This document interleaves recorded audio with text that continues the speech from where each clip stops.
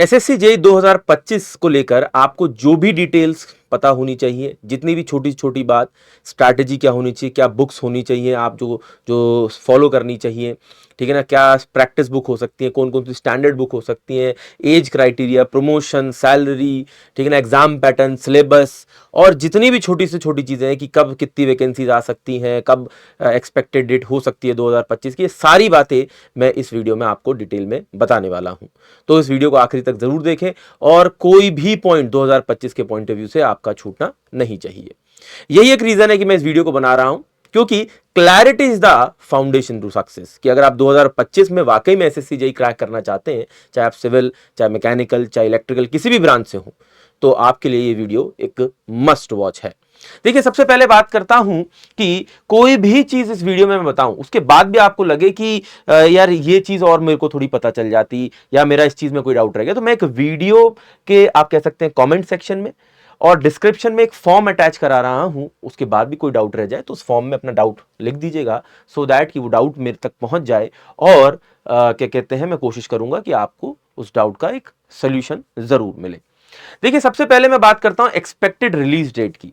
Expectation ये है कि जिस तरह से एसएससी का कैलेंडर रिलीज होता है, उस तरह से एक्सपेक्टेशन है कि अक्टूबर 2024 में आप लोगों का जो नया कैलेंडर है वो आउट हो जाएगा 2025 का, और उसके हिसाब से एप्लीकेशन डेट आपकी फरवरी के आसपास होगी कि 2025 के फैब में आप लोगों को एप्लीकेशन फॉर्म भरने को मिल जाएगा, जो कि मार्च तक लगभग 1 महीने का समय आपको मिलता है भरने के लिए। इसका जो सीबीटी 1 का पेपर है वो आपका मई से जून के बीच में, जैसे हर साल हो रहा है, ऐसे ही होगा। अब एसएससी ने अपना जो एनुअल कैलेंडर है वो एक स्टैंडर्डाइज तरीके से मूव करना शुरू कर दिया है। पहले एसएससी ये करता था कि कभी पेपर 2 महीने पहले करा देता था, कभी लेट करा देता था, कभी कुछ करा देता था, लेकिन अब ऐसा नहीं देखने को मिल रहा है एसएससी के साथ। वो एक एग्जैक्ट पैटर्न में ही मूव कर रहा है। तो यही एक एक्सपेक्टेड डेट आप मानकर चल सकते हैं, जब तक ऑफिशियल नहीं हो जाती, लेकिन लगभग यही होगी। ठीक है ना, इसमें मैं कह रहा हूं 10 दिन 15 दिन आगे पीछे हो सकते हैं, लेकिन इससे ज्यादा मुझे उम्मीद नहीं है कि एसएससी शिफ्ट करता है अब। ठीक है, रही बात, इसमें एक कंफ्यूजन हो सकता है कि डिप्लोमा बीटेक कौन से स्टूडेंट एलिजिबल होते हैं। तो डिप्लोमा के बच्चे भी एलिजिबल हैं, बीटेक के स्टूडेंट्स भी एलिजिबल हैं। ठीक है ना, इसमें आपको कोई डाउट नहीं होना चाहिए। अच्छा, इसमें एक चीज ये भी है कि फाइनल ईयर के स्टूडेंट एलिजिबल नहीं होते। जब जो last date of form of application होती है, तब तक आपका बीटेक या डिप्लोमा पूरा हो जाना चाहिए, नंबर 1। और लेटरल एंट्री के स्टूडेंट्स भी इसमें अलाउड होते हैं। तो कुछ बच्चों को ये डाउट रह जाता है कि सर मैंने लेटरल एंट्री से डिप्लोमा या लेटरल एंट्री से बीटेक किया है, तो मैं एलिजिबल हूं क्या? आप बिल्कुल एलिजिबल रहते हैं। ऑल इंडिया के स्टूडेंट इस फॉर्म के लिए अप्लाई कर सकते हैं। हर साल अगर आप देखेंगे 2018 में 1840 वैकेंसीज आई थी, 19 में 1152 आई थी, 2020 में 800 वैकेंसीज आई थी, 21 में कोई वैकेंसी नहीं आई थी, तो 22 में एक साथ 21 और 22 की 2 साल की वैकेंसीज आई थी, 2960 आप कह सकते हैं। ठीक है ना, फिर 2023 में 1324 वैकेंसीज आई, 2024 में 968 अभी तक ऑफिशियली बता दी गई, और एमईएस की वैकेंसीज अभी रिलीज नहीं हुई थी, तो अभी इसका प्रोसेस अभी चल रहा है जिस समय मैं वीडियो बना रहा हूं। लेकिन एक्सपेक्टेड आप देखेंगे तो लगभग इसमें जो वैकेंसीज हैं वो 1100 साढ़े 1100 टोटल बैठेंगी, सिविल, इलेक्ट्रिकल, मैकेनिकल सब मिलाकर, ये सारी तीनों ब्रांच मिलाकर वैकेंसीज हैं हर साल की। और 2025 में भी आप 1000+ वैकेंसीज एक्सपेक्ट कर सकते हैं, और ये एक एवरेज नंबर है हर साल का एसएससी जेईई का। अगर आप इन सब का एवरेज निकालेंगे तो हर साल का एवरेज जो है, ठीक है ना, एक एवरेज जो है वो 1000 का होता है। ठीक है, और सिलेक्शन रेशियो हर साल कितना % रहता है ये आपको नजर आ रहा है कि जितने भी बच्चे फॉर्म अप्लाई करते हैं उसमें से लगभग 0.2% या 0.46% या 0.22% बच्चों का सिलेक्शन रहता है। ठीक है, तो एक अच्छा खासा कंपटीशन आपको एसएससी जेईई के पेपर में देखने को मिलता है। फिर वहीं पे जो इसका सिलेक्शन प्रोसेस है उसमें 2 पेपर होते हैं, एक सीबीटी 1 का पेपर होता है, एक सीबीटी 2 का पेपर होता है, और जब आप इसको क्वालिफाई कर लेते हैं तो फिर आपका डॉक्यूमेंट वेरिफिकेशन होता है फाइनली। इसमें कोई इंटरव्यू का प्रोसेस नहीं है, नंबर 1। ठीक है, सीबीटी 1 और सीबीटी 2 दोनों के मार्क्स जुड़ते हैं आपके फाइनल सिलेक्शन के लिए। तो आपको इस बात को भी ध्यान रखना है कि सीबीटी 1 में भी अच्छा करना है, सीबीटी 2 में भी अच्छा करना है। अगर सीबीटी 1 के एग्जाम पैटर्न की बात करते हैं तो इसमें नॉन टेक्निकल और टेक्निकल दोनों से सवाल पूछे जाते हैं। नॉन टेक्निकल में रीजनिंग के 50 सवाल आते हैं, जनरल अवेयरनेस के भी 50 सवाल आते हैं। वहीं पर जो आपका इंजीनियरिंग डिसिप्लिन, अब हो सकता है आप सिविल से पेपर भर रहे हो सकता है इलेक्ट्रिकल से भर रहे हो सकता है मैकेनिकल से भर रहे हो, तो 100 सवाल आपसे वो भी पूछे जाएंगे। ये पूरा पेपर एमसीक्यू होता है, इसमें नेगेटिव मार्किंग होती है, और कैलकुलेटर अलाउड नहीं होता। ठीक है ना, no calculator allowed. No calculator allowed इसके अंदर। तो इस चीज का ख्याल रखना है। 200 नंबर का पेपर है, ठीक है, 200 मार्क्स का है, 2 घंटे का आपको समय दिया जाता है, इसी के अंदर आपको बेस्ट करना है। जनरल अवेयरनेस के अंदर आपसे इसमें हिस्ट्री भी पूछी जाती है, पॉलिटी भी पूछी जाती है, इकोनॉमी भी पूछी जाती है, ज्योग्राफी भी पूछी जाती है, फिजिक्स भी पूछी जाती है, केमिस्ट्री भी पूछी जाती है, बायोलॉजी भी पूछी जाती है, करंट अफेयर्स भी पूछा जाता है। और इसमें लगभग लगभग जो आपका 50 नंबर का पूरा पार्ट होता है जनरल अवेयरनेस का, उसका एक मतलब देखिए एक आध क्वेश्चन कम ज्यादा हो सकता है हर साल, ठीक है ना, लेकिन अप्रोक्सीमेट ये 5-6 सालों का डेटा देखते हुए कि भाई हर साल हिस्ट्री से 4-5 क्वेश्चन, पॉलिटी से 4-5, ठीक है ना, बायोलॉजी से, इसमें फिजिक्स केमिस्ट्री, इसमें देखेंगे आप सबसे ज्यादा नंबर के क्वेश्चन बायोलॉजी से होते हैं, फिर फिजिक्स केमिस्ट्री से होते हैं। तो अगर आप मान लेते हैं कि 15 सवाल आए इन तीनों को मिलाकर, ठीक है ना, तो उसमें से 9 सवाल आप मानकर चलिए सिर्फ और सिर्फ आपको बायोलॉजी से मिलेंगे। तो सबसे ज्यादा परसेंटेज फिजिक्स केमिस्ट्री बायोलॉजी के अंदर बायोलॉजी का होता है। और करंट अफेयर से भी हर साल 10 से 15 सवाल आते हैं, ठीक है। फिर यही बात आ जाती है कि भाई हमने अभी देखा कि टेक्निकल पार्ट है, अब वो आपके सिलेबस के ऊपर डिपेंड करेगा कि आप सिविल, इलेक्ट्रिकल, मैकेनिकल किस ब्रांच से पेपर भर रहे हैं, ठीक है।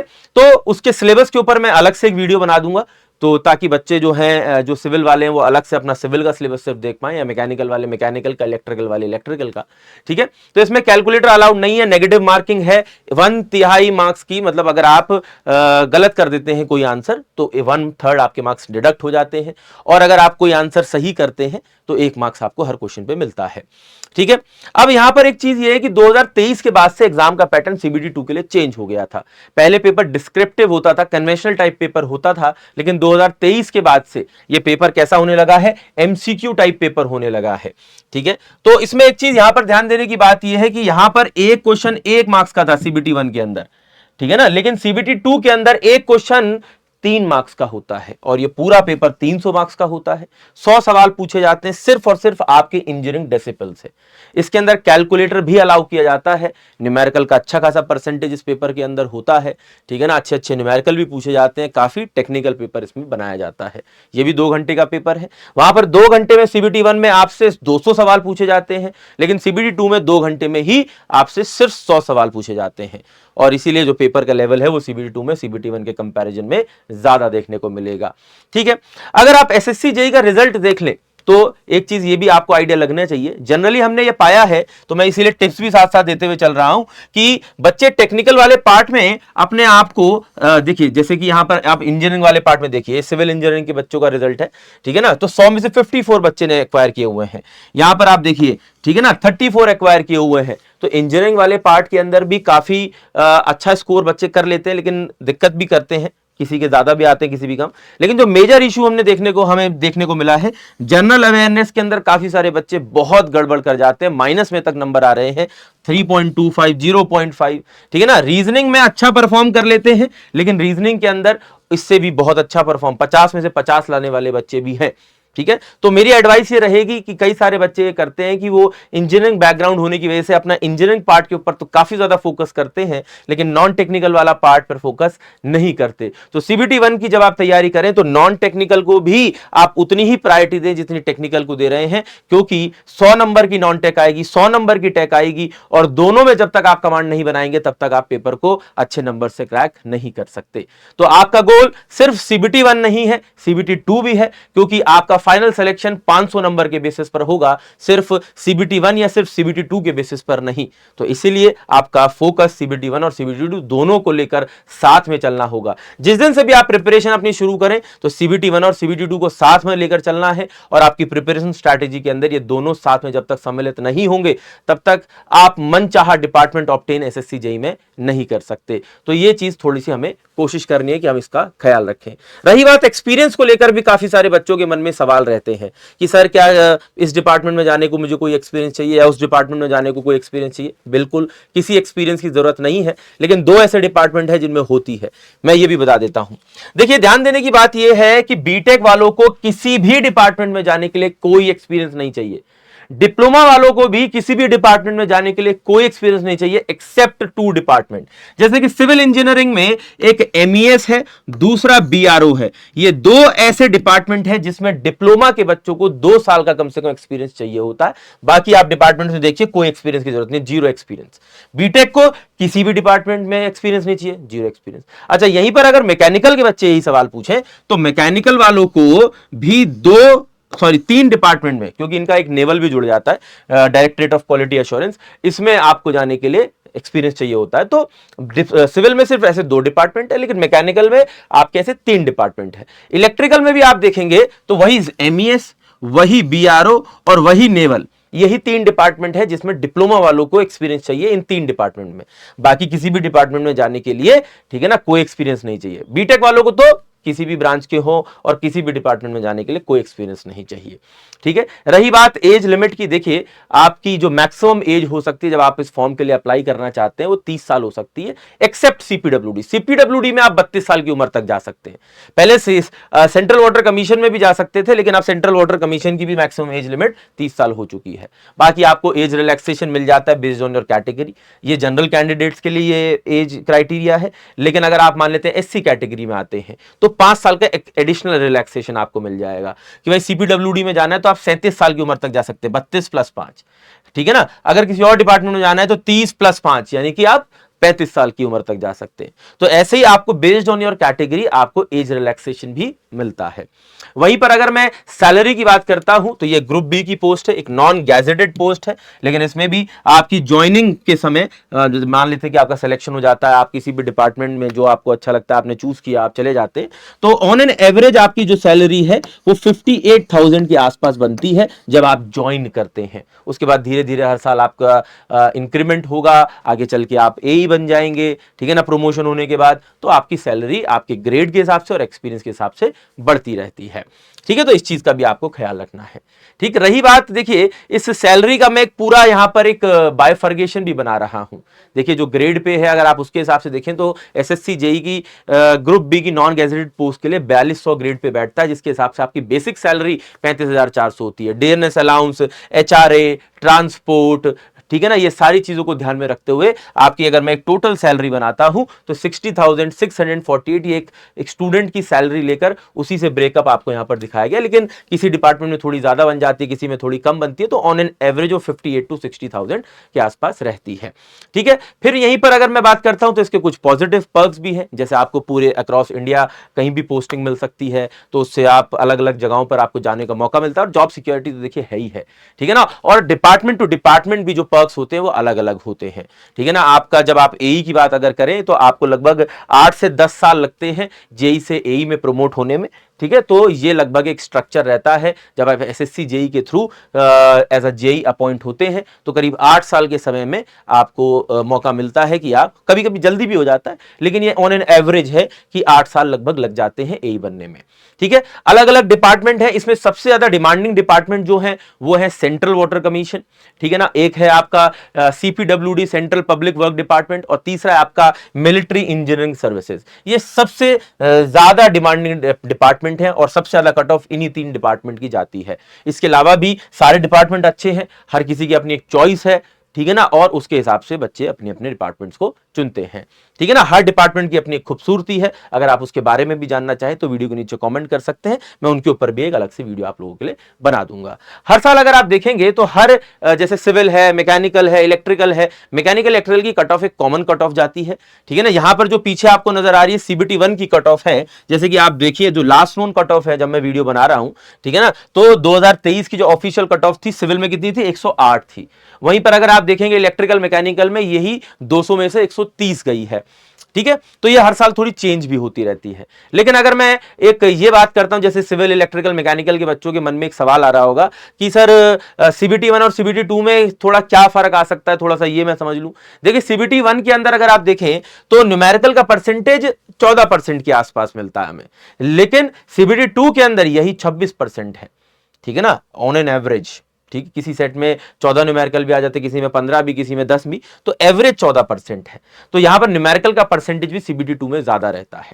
अगर टाइप ऑफ क्वेश्चन के हिसाब से भी अगर आप इसको बांटना चाहें तो देखिए सीबीटी 1 और सीबीटी 2 के कंपैरिजन में आप देखिए बना सकते हैं, ठीक है ना। तो देखिए सीबीटी 1 के अंदर कैलकुलेटर वाले कितने सवाल आते हैं, मैक्सिमम 2, जबकि कैलकुलेटर अलाउड नहीं है, लेकिन इक्के दुक्के ऐसे आते हैं, ठीक है ना। आप उनको देखिए पेपर का हर सवाल लगाने के लिए नहीं होता, ये स्ट्रैटेजी में जब हम लोग अलग से वीडियो में बातचीत करेंगे तो उसमें भी बताऊंगा क्यों ये 2 सवाल पेपर में दिए गए हैं, इनका क्या मोटिव है पेपर में देने का, जबकि कैलकुलेटर अलाउड नहीं है और बिना कैलकुलेटर के आप इन 2 सवाल को सॉल्व नहीं कर सकते थे। लेकिन आप यहां पर देखें CBT 2 के अंदर तो 14 न्यूमेरिकल है कैलकुलेटर वाले, ठीक है ना। विदाउट कैलकुलेटर सॉल्व करने वाले भी सवाल आते हैं CBT 2 में, देखिए 12। यहां पर कितने विदाउट कैलकुलेटर, क्योंकि यहां पर कैलकुलेटर अलाउड ही नहीं था, इसीलिए यहां पर 10 सवाल विदाउट कैलकुलेटर वाले मिल रहे हैं। तो अलग अलग तरीके के सवाल देखने को मिलते हैं पेपर में, स्टेटमेंट बेस्ड सवाल भी आते हैं, मैच द फॉलोइंग भी आते हैं, कंसेप्चुअल क्वेश्चंस भी आते हैं, असर्शन रीजनिंग के भी आते हैं, पिक्चर बेस्ड सवाल भी आते हैं। तो इस कैटेगरी के सवाल आपको पूरे पेपर में देखने को मिलेंगे। तो आपकी जो सोर्सेज हैं प्रिपरेशन की, अगर आप इन सभी तरीके के सवालों को करना चाहते हैं एग्जाम में वाकई में, क्योंकि अगर आपको ये पेपर निकालना है तो हर तरीके से आपको रेडी होना होगा, इसके लिए आपके पास प्रॉपर क्लासेस होनी चाहिए, क्लास के नोट्स होने चाहिए। जब तक ये 2 रिक्वायरमेंट आपकी पूरी नहीं होती हैं, क्योंकि आपका बेस, आपकी सारी समझ, आपके सारे कॉन्सेप्ट्स इन्हीं 2 चीजों पर सबसे ज्यादा निर्भर करते हैं। और उसके बाद जो 2 चीजें आपके लिए रिक्वायर्ड होती हैं, इनको पूरा करने के बाद आपने अपनी क्लासेस पूरी कर ली, आपने अपने नोट्स पूरे सही तरीके से गैदर कर रखे हैं, तब आप अपने प्रैक्टिस बुक से क्वेश्चंस लगाते हैं और टेस्ट सीरीज में क्वेश्चंस को अटेम्प्ट करते हैं, ताकि आप अपनी जो आंसर करने की कैपेबिलिटी है या एबिलिटी है उसको इंप्रूव कर पाएं, ठीक है ना। क्लासेस के लिए आप टेक्स्ट बुक की एप्लीकेशन में जाकर भी क्लासेस कर सकते हैं, वहां से क्लास को नोट्स भी डाउनलोड कर सकते हैं। टेक्स्ट बुक में टेस्ट सीरीज भी अवेलेबल रहती हैं आपके लिए और प्रैक्टिस बुक्स भी अवेलेबल रहती हैं, ठीक है ना। स्टैंडर्ड बुक्स की अगर हम लोग बात करते हैं तो हर एक सब्जेक्ट के लिए सिविल इंजीनियरिंग के पॉइंट ऑफ व्यू से मैंने हर एक, जैसे बिल्डिंग मटेरियल्स है तो उसके लिए एक स्टैंडर्ड बुक जो आप फॉलो कर सकते हैं एसके दुग्गल, ठीक है ना। फ्लिपकार्ट अमेजॉन से जहां से भी आपको अच्छे लगे वहां से आप बुक मंगा सकते हैं, लगभग 450 रुपए की आपको फ्लिपकार्ट अमेजॉन पे पड़ती है, और हर एक सब्जेक्ट की इस तरह से आपको देखने को मिल रही है सिविल इंजीनियरिंग के पॉइंट ऑफ व्यू से। मैकेनिकल और इलेक्ट्रिकल इंजीनियरिंग के ऊपर भी एक अलग से वीडियो बना दी जाएगी जिसमें स्टैंडर्ड बुक्स आपको बता दी जाएंगी, ठीक है ना। तो एक ये पॉइंट हो गया। जिनको प्रैक्टिस के लिए रिक्वायरमेंट है तो मैं उनको ये बता देता हूं, देखिए एक यूथ पब्लिकेशन की बुक आती है, ठीक है, कई सारे बच्चे इसको भी लेते हैं, ठीक है ना। एक IAS मास्टर की बुक आती है, कई सारे बच्चे इसको भी रेफर करते हैं SSC JEE के प्रीवियस ईयर क्वेश्चन बुक लगाने के लिए। और एक हम लोगों ने आप लोगों के लिए SSC JEE के लिए अपनी टेक्स्ट बुक द्वारा बनाई गई एक प्रीवियस ईयर बुक भी निकाली हुई है, तो आप टेक्स्ट बुक की एप्लीकेशन में जाकर इस बुक को भी ले सकते हैं। ये मोस्ट अपडेटेड बुक है, ठीक है ना, मोस्ट अफोर्डेबल बुक है, ठीक है। तो जिनके पास ये है, मैं ये नहीं कहूंगा कि इन बुकों को हटा दीजिए, ये बुक्स भी अच्छी बुक्स हैं, ठीक है ना, लेकिन इन सबको भी बीट करते हुए हमने एक बेहतर बुक आपके लिए बनाने की कोशिश की है। अगर आप देख रहे होंगे तो शुरुआत से एक बुक आपको अलग से यहां पर नजर आ रही है, ये बुक इन सबसे बेहतर है, इन सबसे भी बेहतर बुक है, ठीक है ना। ये क्यों है?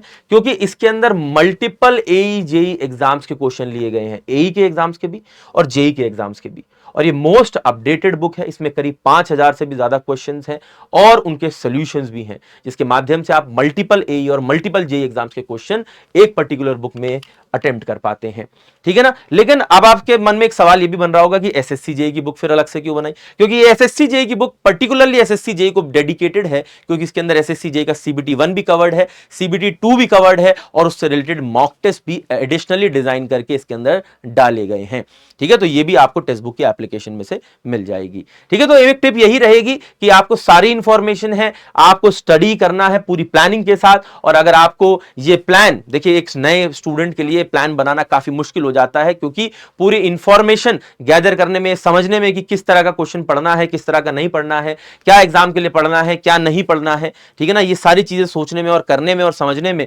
काफी लंबा समय निकल जाता है और उतने में एग्जाम हो जाता है। तो हाईली रिकमेंड करेंगे कि इस समय आप लोगों को, ठीक है ना, यहां पर टाइम वेस्ट करने से अच्छा है कि आप लोगों को किसी ना किसी एक कोर्स के अंदर एनरोल करना चाहिए, और वहां पर आप इन सारी चीजों से बच सकते हैं। बस आपको वहां पर एक चीज करनी होगी, वो होगा पढ़ना होगा जो भी आपको पढ़ाया जाएगा, क्योंकि जो भी आपका डिजाइन कोर्स होगा उसके अंदर आपके टीचर्स ये डिसाइड कर लेंगे, क्योंकि उनके पास ये एक्सपीरियंस होगा कि किस तरह के सब्जेक्ट्स को आपको पढ़ना है, कितना पढ़ना है, क्या नहीं पढ़ना है, किस तरह के क्वेश्चंस कराने हैं, किस तरह के नहीं कराने हैं, ठीक है ना, कहां से कैसे कैसे क्वेश्चंस बन सकते हैं, उसमें क्या सब्जेक्ट ज्यादा पूछा जाता है, क्या कम पूछा जाता है। और यहां पर ये सारा टाइम सेवर आपके लिए बनता है और आप कम समय में ज्यादा एफिशिएंट तरीके से तैयारी कर पाते हैं। तो एक प्रॉपर स्टडी प्लान आपको मिल जाएगा और उस प्रॉपर स्टडी प्लान के साथ आप अपनी प्रिपरेशन को आगे बढ़ा पाएंगे। ये भी मैं साथ साथ बता देता हूं, SSC JEE के लिए काफी सारे बच्चे लास्ट में एकदम से तैयारी करना शुरू करते हैं, ठीक है ना, लेकिन एक एग्जाम के लिए, SSC JEE जैसे एग्जाम के लिए पढ़ने में लगभग 8 महीने का समय लग जाता है, ठीक है ना। तो जो बच्चे 1 महीने 2 महीने 2.5 महीने के हिसाब से जब प्रिपरेशन करना शुरू करते हैं, क्योंकि जब नोटिफिकेशन आ जाता है तो नोटिफिकेशन आने के बाद लगभग हमें 2 से 2.5 महीने का समय मिलता है जिसके अंदर हमें अपनी प्रिपरेशन पूरी करनी होती है। और उस समय बच्चे पूरा 2.5-3 महीना अपना पूरा जान लगा देते हैं, लेकिन वो लास्ट में थोड़ा सा निराश हो जाते हैं, क्योंकि 2.5 से 3 महीने में उतना समय उनको नहीं मिल पाता कि वो अच्छे से पढ़ भी पाएं, फिर रिवाइज भी कर पाएं, फिर प्रैक्टिस भी कर पाएं, टेस्ट सीरीज भी लगा पाएं, क्योंकि ये पूरा का पूरा एक प्रिपरेशन का पार्ट होता है। तो हाईली रिकमेंड रहेगा कि अभी से अपनी प्रिपरेशन को शुरू करें अगर आप 2025 के पॉइंट ऑफ व्यू से प्रिपेयर करना चाहते हैं, ठीक है ना। किसी भी कंडीशन में कम से कम 6 महीने लग ही जाते हैं, लेकिन अगर आप इत्मीनान से अच्छे से तैयारी करना चाहते हैं तो कम से कम 8 महीने का समय आपको देना हाईली रिकमेंडेड है, ठीक है ना। उसके बाद भी कोई डाउट रह जाए तो ये मेरी पर्सनल ईमेल आईडी है, आप इस पे भी ईमेल करके बता सकते हैं। वरना जैसा कि मैंने शुरुआत में भी आपको बताया, आप क्या कर सकते हैं कि जो फॉर्म मैंने आप लोगों के लिए वीडियो के डिस्क्रिप्शन में अटैच किया उसमें भी जा सकते हैं। और रही बात अगर आपको क्लासेस की जरूरत है तो मैं ये भी बता देता हूं एक प्रॉपर स्टडी प्लान के साथ, जिसमें कि ये सारी चीजों से आप बच सकते हैं कि क्या पढ़ूं क्या ना पढ़ूं, कितना पढ़ूं कैसे पढ़ूं, ठीक है ना। इसके लिए मैं आप लोगों को अपना एसएससी जेईई 2025 का कोर्स हाईली रिकमेंड करूंगा, जिसकी क्लासेस 28 जून से शुरू हो रही हैं। इसमें आप कैसे जा सकते हैं ये भी बता देता हूं। जो वीडियो आप देख रहे हैं, ठीक है ना, इस वीडियो में जो क्योंकि हमारे चैनल है, इस चैनल की कोई भी वीडियो में आप जा सकते हैं। जैसे कि मेरी कोई भी वीडियो एग्जांपल के तौर पर ये मैं ले लेता हूं, ठीक है ना। इसी की वीडियो में आप नीचे जाएंगे तो डिस्क्रिप्शन में है join AE JE civil super coaching, click किया टेक्स्ट बुक की वेबसाइट खुल जाएगी। टेक्स्ट बुक की वेबसाइट पे सुपर कोचिंग पे क्लिक करेंगे, एई जेईई एग्जाम पे क्लिक करेंगे और यहां पर आपको नजर आ रही है AE JE civil super coaching. तो AE JE civil super coaching जो है, ठीक है ना, इसके अंदर देखिए एसएससी जेईई की सीबीटी 1 की क्लासेस, सीबीटी 2 की क्लासेस, नॉन टेक्निकल की क्लासेस, सब कुछ आपको नॉन टेक्निकल के टेक्निकल के साथ सब कवर कराया जाता है। इसी में ही टेस्ट सीरीज भी अवेलेबल रहती है आपके एग्जाम की, इसी में ही आपके स्टडी नोट्स भी अवेलेबल रहते हैं और इसी के साथ आपको ये प्रीवियस ईयर बुक भी एसएससी जेईई वाली मिल जाती है, ठीक है। तो ये खास बात है। तो एक एग्जाम की जितनी भी नीड्स हैं वो हमने अपने सब्सक्रिप्शन में आपको अवेल कराने की पूरी कोशिश की है। और इस सुपर कोचिंग का सिर्फ इतना ही फायदा नहीं है, ये भी एक फायदा है कि जैसे कि आप हो सकता है कि आरआरबी जेईई का पेपर भी देने जाएं, तो इस सुपर कोचिंग के अंदर आरआरबी जेईई की क्लासेस भी अलग से चल रही हैं। तो जो एसएससी जेईई के पॉइंट ऑफ व्यू से एनरोल कर रहा है वो आरआरबी जेईई की क्लास भी कर पाएगा। और अन्य जब तक आपके पास इसकी वैलिडिटी है तब तक जितने भी एग्जाम्स आते हैं उन एग्जाम्स की क्लासेस जो इसमें चलेंगी, ठीक है ना, आपको सारी क्लासेस, जैसे कि आपके पास नेटफ्लिक्स होता है तो नेटफ्लिक्स के अंदर कोई भी पिक्चर कोई भी एपिसोड आता है आप देख पाते हैं। इट इज लाइक एजुकेशन का नेटफ्लिक्स, ठीक है ना। तो इस एक सिंगल सब्सक्रिप्शन में आप लोगों को अपने हर एई जेईई एग्जाम का एक्सेस मिल जाएगा, उसकी टेस्ट सीरीज, उसके नोट्स, और आपको सोचने की जरूरत भी नहीं पड़ेगी कि क्या पढ़ना है, कितना पढ़ना है, कहां से पढ़ना है, क्योंकि वो सब हम as a team, as a expert आप लोगों के लिए करने के लिए यहां पर रहेंगे, ठीक है। कैसे कर सकते हैं भाई? 12 महीने का हाईली रिकमेंडेड है आपको सब्सक्रिप्शन विद बुक। ये 4767 रुपीज का आपको नजर आ रहा है। इसको रिड्यूस करने का भी एक तरीका है कि आप यहां पर अप्लाई कूपन में मेरा नाम लिख दीजिए बस, दैट इज शुभम सर। जैसे ही आप यहां पे शुभम सर लिखेंगे, जो भी मैक्सिमम डिस्काउंट आपको टेक्स्ट बुक की एप्लीकेशन में मिल सकता होगा वो आपको मिल जाएगा। तो 6 महीने का सब्सक्रिप्शन विद पीवाईपी आप लोगों को 3542 रुपए का पड़ेगा, लेकिन 12 महीने का जैसे कि मैंने हाईली रिकमेंड किया है, ठीक है ना, that is for 4426 rupees and it is highly affordable कि आप अपने हर एई जेईई एग्जाम की तैयारी एक सिंगल सब्सक्रिप्शन में कर सकते हैं और हर एक नीड, चाहे वो बुक हो, चाहे वो टेस्ट सीरीज हो, चाहे वो क्लासेस हो, चाहे वो नोट्स हो, हर एक चीज आपको इसमें मिल जाएगी। इसके बाद भी कोई डाउट रहता है तो फॉर्म आपके पास अवेलेबल है, कमेंट सेक्शन आपके लिए खुला है, आप अपनी बात लिखकर हम तक पहुंचा सकते हैं। धन्यवाद।